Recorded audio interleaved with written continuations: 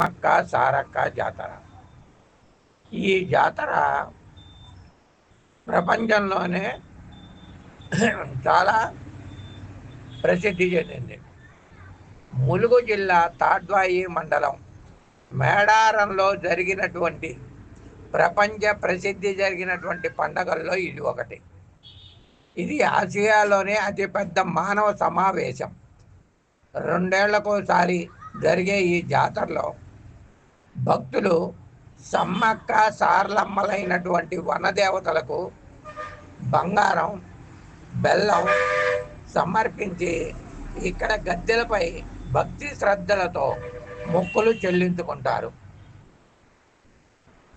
కాకతీయుల పాలకులు అన్యాయపు పనులకు చేసినటువంటి వ్యతిరేక చర్యగా పోరాడి వీరమరణం పొందినటువంటి సమ్మక్క సారలమ్మ తల్లి కూతుళ్ళ యొక్క జ్ఞాపకార్థమే ఈ జాతర నిర్వహిస్తారు.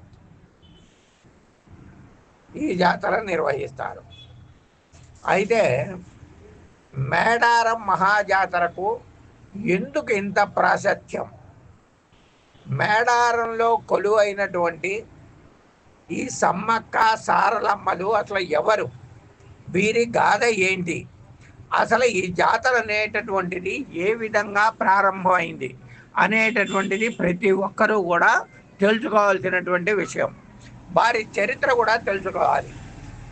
కాబట్టి 12వ శతాబ్దంలో ఉమ్మడి కరీంనగర్ జిల్లా జగిత్యాల ప్రాంతంలో పాలించినటువంటి ఆదివాసీ దొర మేడరాజు, ఆయన ఏకైక కుమార్తె సమ్మక్కను మేడారం పాలకుడైనటువంటి పగిడిరాజుకు ఇచ్చి వివాహం చేశారు. వీరికి సారలమ్మ మరియు జంపన్న అనే 2 సంతానం కలిగారు. మాఘశుద్ధ పౌర్ణమి రోజున మేడారంపై దండయాత్ర కాకతీయులకు చెల్లించాల్సినటువంటి మూల్యం అనగా కప్పం కట్టలేదన్నటువంటి కారణంతో కాకతీయ ప్రభు ప్రతాపరుద్రుడు కొలవాస అనేటటువంటి వ్యక్తిపై దండెత్తుతాడు. దాడిని తట్టుకోలేక మేడరాజు మేడారం నుండి వెళ్ళి అజ్ఞాతవాసం గడుపుతాడు. మేడారం పాలకుడైనటువంటి పగిడిరాజు కూడా కరువు కారణంగా, అక్కడ పంటలు సుభిక్షంగా పండని కారణంగా, ఆహార పదార్థాలు లభించని కారణంగా కప్పం కట్టలేకపోతాడు. అంతేకాదు, మేడరాజుకు ఆశ్రయం కల్పించాడన్నది తిరుగుబాటు అసలు ముఖ్య ఉద్దేశం. ఈ ఉద్దేశం పెంచుతాడన్నటువంటి ఆరోపణలతో ప్రతాపరుద్రుడు ఆగ్రహించి తన మంత్రి యుగంధరుడితో మాఘశుద్ధ పౌర్ణమి రోజున మేడారంపై దండెత్తుతాడు. కాకతీయులతో పోరాడినటువంటి ధీర చరిత్రలు సాంప్రదాయ ఆయుధాలతో పగిడిరాజు సమ్మక్క కుటుంబం వీరోచితంగా పోరాడిన అపార కాకతీయ సైన్యం సేనల ముందర ఓడిపోతారు. ఈ యుద్ధంలో పగిడిరాజు, సారలమ్మ, నాగులమ్మ, గోవిందరాజులు వీరమరణం పొందుతారు. ఈ వార్త విన్న జంపన్న అవమానాన్ని తట్టుకోలేక సంపెంగవాగులో, అక్కడ ఉన్నటువంటి సంపెంగవాగులో దూకి ప్రాణాలు విడిచాడు. అప్పటి నుండి అక్కడ ఉన్నటువంటి వాగుకి జంపన్న వాగుగా ప్రసిద్ధి చెందింది. ప్రపంచంలోనే ఆదివాసులందరూ జరుపుకునేటటువంటి అతి పెద్ద మహాజాతర ఇంకొకటి లేదంటే ఆశ్చర్యం లేదు. అటువంటి మహాజాతర తెలంగాణ రాష్ట్రంలోని దట్టమైనటువంటి అటవీ ప్రాంతంలో జరుగుతుంది.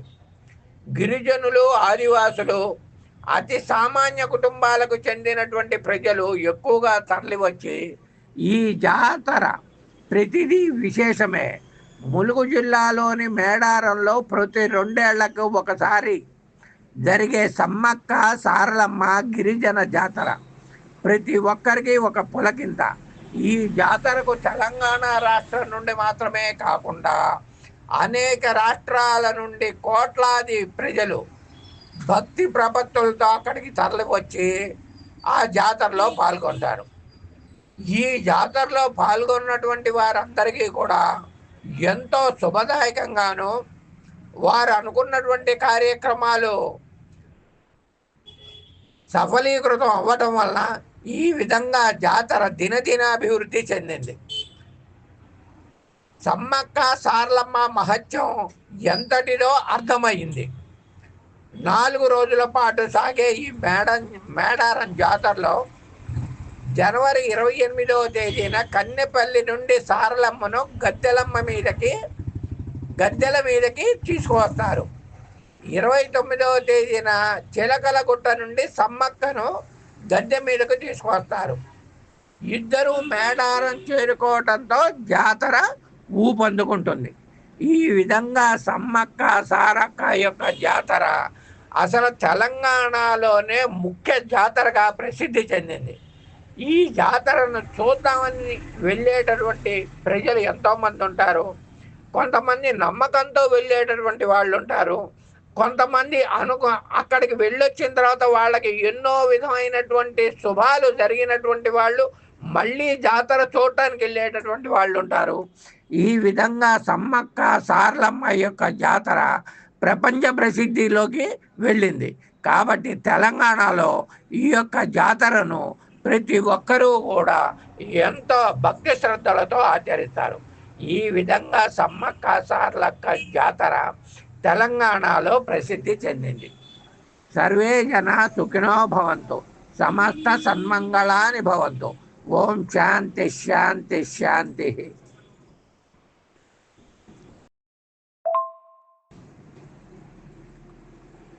జ్యోతిష్య వాస్తు ప్రవీణ, కాశీనాథుని సుబ్రహ్మణ్యం, గాంధీనగర్, విజయవాడ 3. శుభం భవతు, శుభం భవతు, శుభం భవతు.